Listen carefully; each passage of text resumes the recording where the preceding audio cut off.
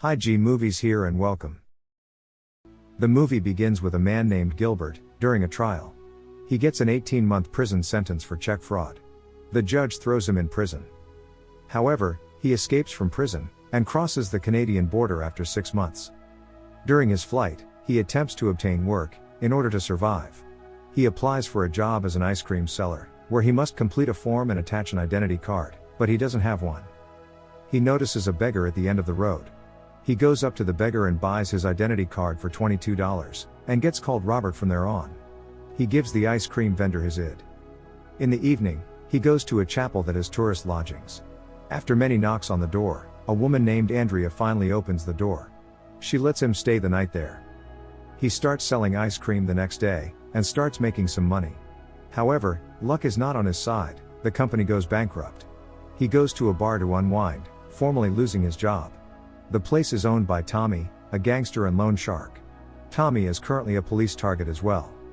Since the police lack sufficient evidence, they have difficulty apprehending him. While leaving the bar, Gilbert runs into a well-known police officer, Snides. He's in the bar to spy on Tommy, who has always been his objective. Coming home, he notices Andrea and asks her out on a date. Some months later, he's moved in with her. When he returns home, he reads a newspaper item, the American government's efforts to track him down.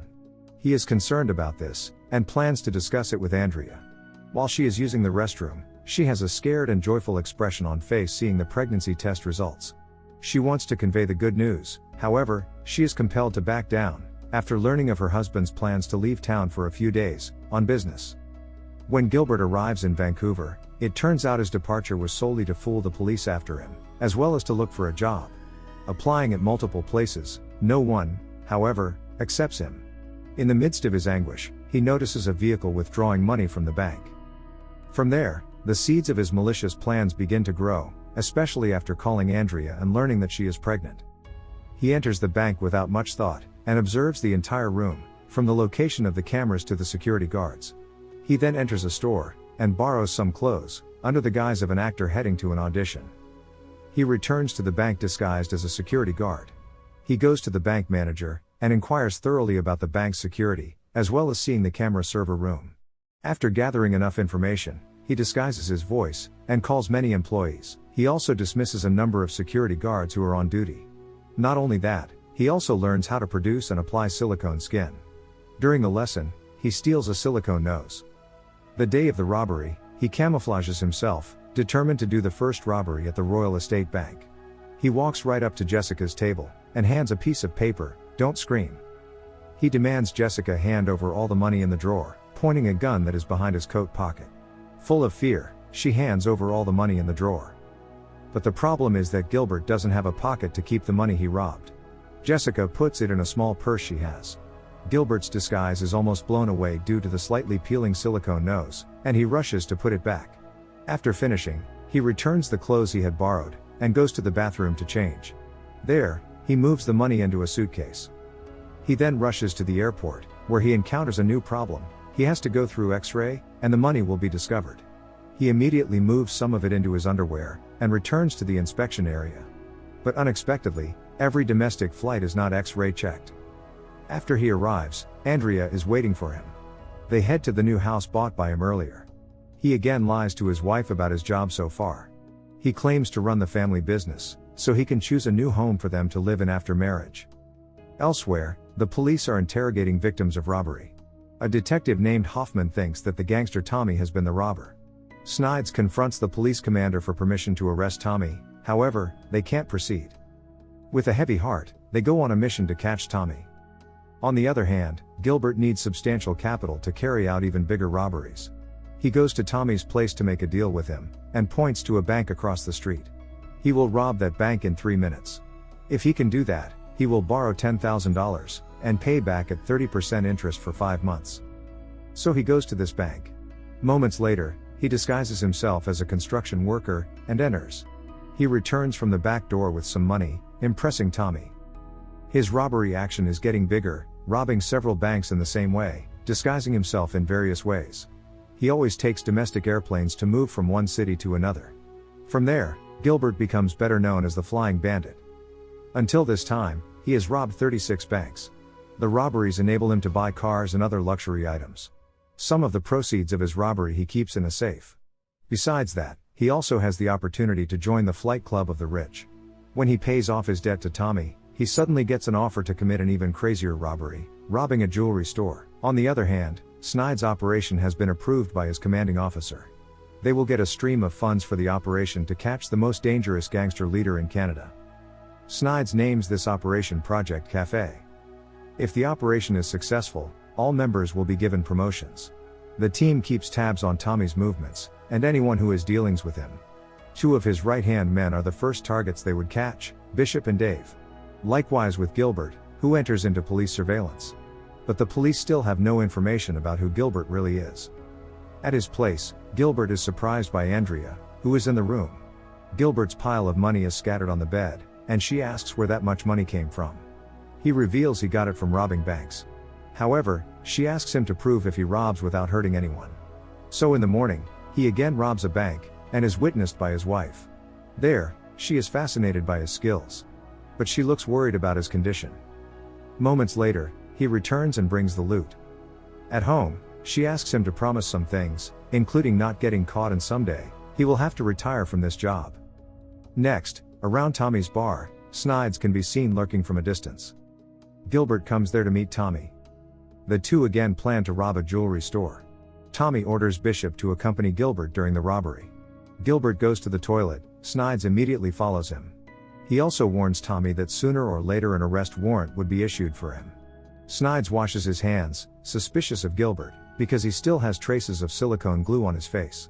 They call all the costume shops that stock the disguises. At night, while Snides is resting, he suddenly receives an emergency call from the police station. The police have caught a drunk driving a car. The man is Dave, Tommy's right-hand man, who eventually confesses everything about Gilbert, the mysterious man.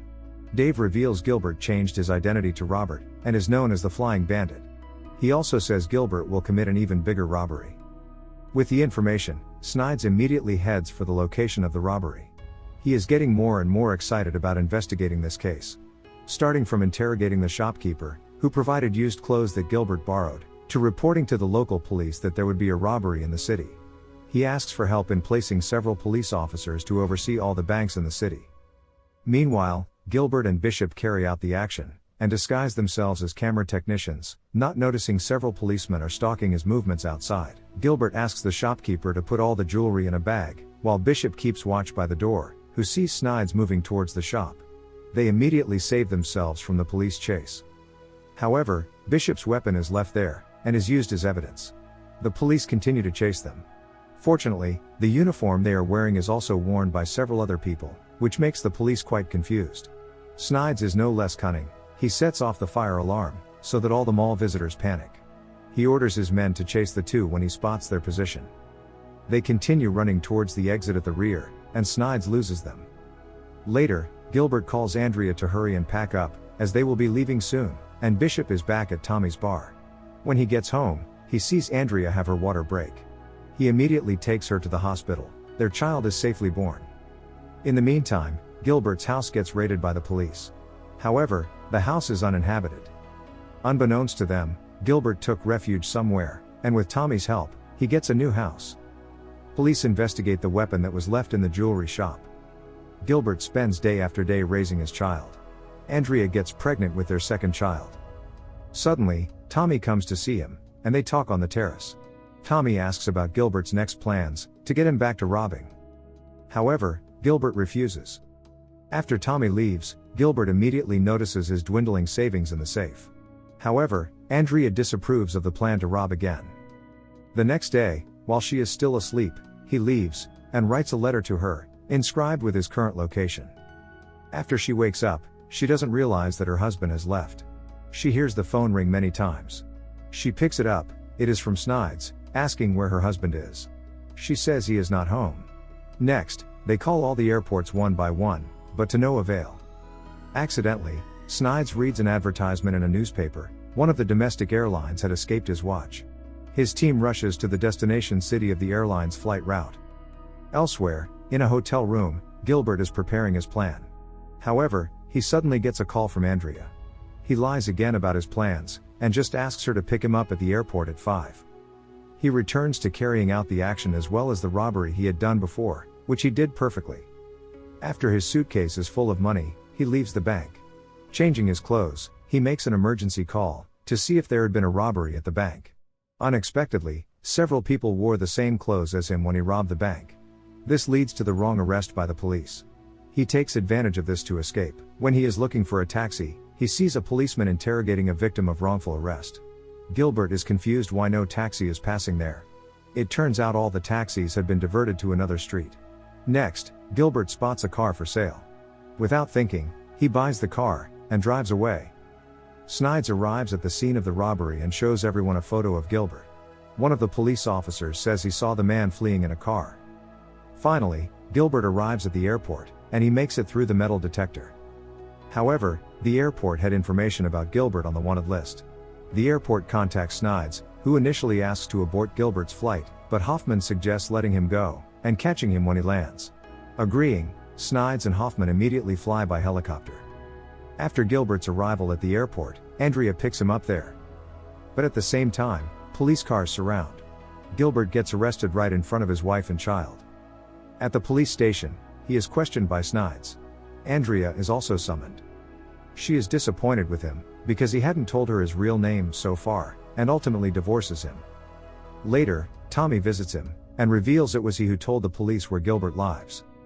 Gilbert is found guilty of committing robbery with a firearm, and sentenced to 20 years in prison.